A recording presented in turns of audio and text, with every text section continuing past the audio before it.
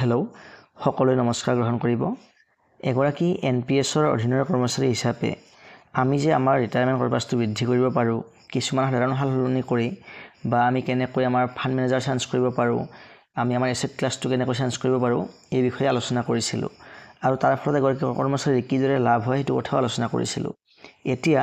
আজিৰ এইটো ভিডিঅ'ত মই দেখুৱাই দিম মানে প্ৰেক্টিকেল দেখুৱাই দিম কেনেকৈ এগৰাকী ব্যক্তিয়ে এগৰাকী এনপিএছ ছাবস্ক্ৰাইবাৰে নিজৰ ফাণ্ড মেনেজাৰ চেঞ্জ কৰিব পাৰে নাইবা নিজৰ এছেট ক্লাছটো চেঞ্জ কৰিব পাৰে গতিকে আমি পলম নকৰি মোবাইলৰ স্ক্ৰীনখনলৈকে আগুৱাই যাওঁ আমি আমাৰ মোবাইলৰ ক্ৰোম ব্ৰাউজাৰত গৈ টাইপ কৰিম enps.nsdl.com গতিকে ইয়াত যেতিয়া ক্লিক কৰি দিম তেতিয়া আমাৰ মুখত এটা পেজ খোল খাব এতিয়া লোডিং হৈ আছে আপোনালোকে দেখা পাব এয়া খোল খালে আৰু ইয়াতে আপোনাৰ লিখা আহিছিল মানে লেফট সাইডত টপ কৰ্নাৰত প্ৰটিন বুলি যেটো আমাৰ আগতে এনএসডিএল আছিল সেই এনএসডিএল টো প্ৰটিন বুলি আজিকালি কয় আৰু ইয়াৰে আমাৰ টপ ৰাইট কৰ্নাৰত ওপৰৰ ফালে লিখা আছে লগইন যদি আমি লগইনত ক্লিক কৰি দিও তেনেহলে দুটা অপচন আমি পাম সাবস্ক্ৰাইবাৰ আৰু এন্টিটি আমি সাবস্ক্ৰাইবাৰত ক্লিক কৰিব লাগিব যেহেতু আমি এগৰাকী এনপিএছ সাবস্ক্ৰাইবাৰ আৰু এনপিএছ সাবস্ক্ৰাইবাৰ ক্লিক কৰিলে তিনটা অপচন আহিব নেশ্যনেল পেনশন সিস্টেম অটল পেনশন যোজনা আৰু স্বাৱলম্বন আমি ইয়াৰে ওপৰৰ যেটো ওপৰৰ অপচন আছে নেশ্যনেল পেনশন সিস্টেম আমি তাত ক্লিক কৰি দিম নেশ্যনেল পেনশন সিস্টেমত ক্লিক কৰি দিলে আমাৰ মুখত এটা অপচন আহিব যে সাবস্ক্ৰাইবাৰ আৰু তাত দুটা অপচন আহিব এনপিএছ নে ইউপিএছ আগতে অপচন এটা আহিছিল কাৰণ ইউপিএছ টো আগতে নাছিল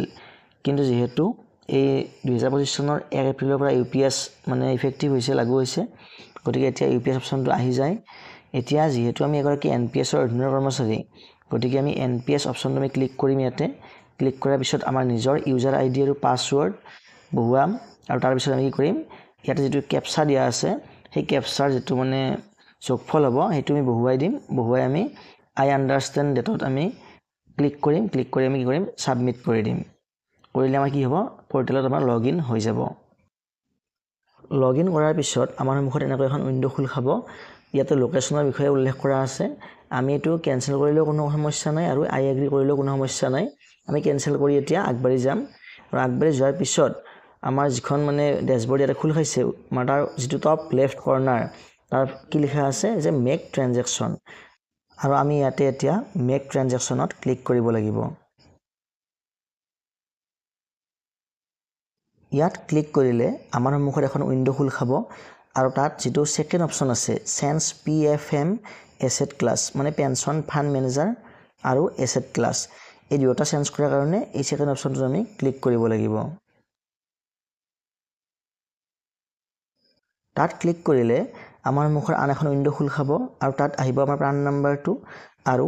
তলত আহিব যেটো টায়াৰ টাইপ অৰ্থাৎ আমাৰ একাউণ্টটো কেনেকুৱা টায়াৰ 1 নে টায়াৰ 2 যেহেতু আমাৰ সৰকাৰি কৰ্মচাৰীসকলৰ টায়াৰ 1তে আমাৰ গোটেইখিনি ফাণ্ড জমা হৈ থাকে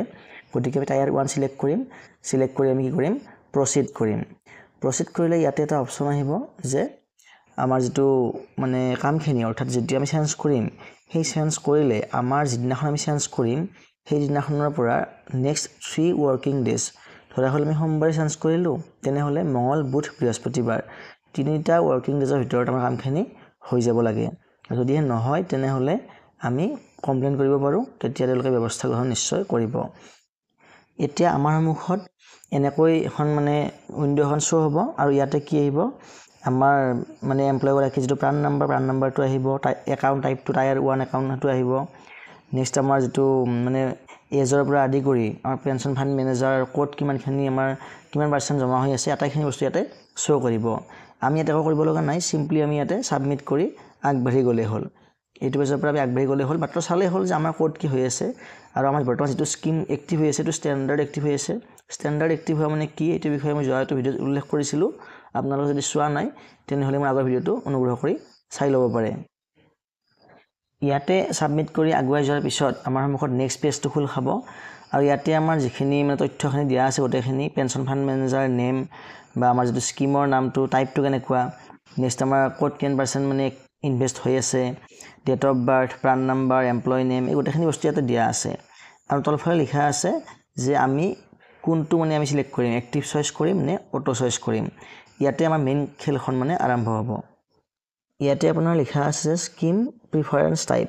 মানে আমি এক্টিভ চইচ ল'ম নে অটো চইচ ল'ম। যদিহে আমি এক্টিভ চইচ লওঁ তেনেহ'লে আমাৰ সন্মুখত আৰু বেলেগ বেলেগ অপশ্যন আহিব, আৰু যদিহে আমি অটো চইচটো গ্ৰহণ কৰোঁ, যিটো আমাৰ ইতিমধ্যে গ্ৰহণ কৰা হৈয়ে আছে, ইয়াত বৰ্তমান দুটা স্কিম আছে, মানে মডাৰেট লাইফ চাইকেল স্কিম আৰু কনজাৰভেটিভ লাইফ চাইকেল স্কিম। এই দুটা স্কিমে কেনেধৰণে কাম কৰে এই বিষয়ে মই ইতিমধ্যে আগৰ ভিডিঅ'ত উল্লেখ কৰিছোঁ। আৰু মই এটা কথা উল্লেখ কৰিছিলোঁ আগৰ ভিডিঅ'ত যে এটা আছে আপোনাৰ এগ্ৰেছিভ লাইফ চাইকেল স্কিম, যাক কোৱা হয় LC75। কিন্তু যোৱা ভিডিঅ'টোত মই এটা কথা ক'বলৈ পাহৰি গৈছিলোঁ যে LC75 যিটো আমাৰ এগ্ৰেছিভ লাইফ চাইকেল স্কিম থাকে, সেইটো কিন্তু আমাৰ অসম চৰকাৰৰ যিখিনি ৰাজ্যিক কৰ্মচাৰী আছে তেওঁলোকে কিন্তু সেইটো বস্তু এপ্লাই কৰিব নোৱাৰে। যিখিনি চেণ্ট্ৰেল গভৰ্ণমেণ্ট এমপ্লয় আছে তেওঁলোকেহে পাৰিব। কিন্তু তাতেও এটা কণ্ডিশ্যন আছে, যিখিনি চেণ্ট্ৰেল গভৰ্ণমেণ্ট এমপ্লয়ৰ বয়স 35ৰ তলত আছে, অৰ্থাৎ 35 ইয়াৰ্ছটো ক্ৰছ হোৱা নাই, তেওঁলোকৰ কাৰণে অপশ্যনটো শ্ব' কৰিব।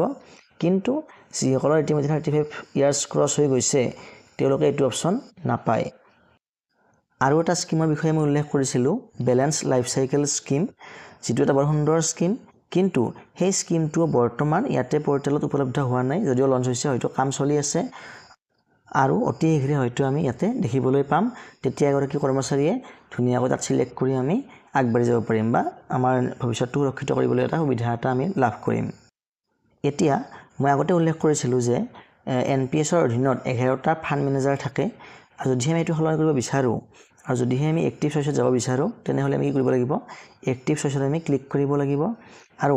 এক্টিভ চইচত আমি ক্লিক কৰাৰ পিছত আমাৰ সন্মুখত সেই 11টা ফাণ্ড মেনেজাৰ কি হ'ব, শ্ব' হ'ব, আৰু তাৰ পৰা আমি যিকোনো এটা আমি চিলেক্ট কৰি ল'ব পাৰিম। আপোনালোকে নিশ্চয় দেখা পাইছে যে ইয়াতে অপশ্যন আহিছে, তলফালে অপশ্যন আহি গৈছে